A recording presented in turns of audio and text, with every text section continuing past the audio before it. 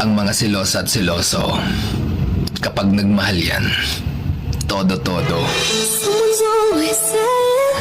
Hindi kanyan susukuan hanggang sa dulo.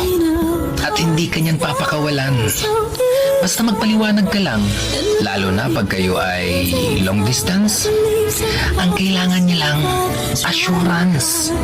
Oo na, masyado na silang clingy. Pero ikaw lang kasing gusto nilang makatabi. Mag-update ka naman. Nag-aalala na yan. Kung ano nang iniisip niya na baka napano ka na.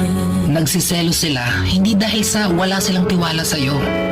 Nagsiselo sila dahil wala silang tiwala sa mga taong umaaligid sa'yo. Sa'yo lang umiikot ang mundo niya. Kaya kapag pinahinto mo siya at pinatigil sa pagsiselos niya, para bang hindi niya naipaparamdam sa'yo na ikaw lang ang sentro ng nag-iisa niyang mundo. Tanda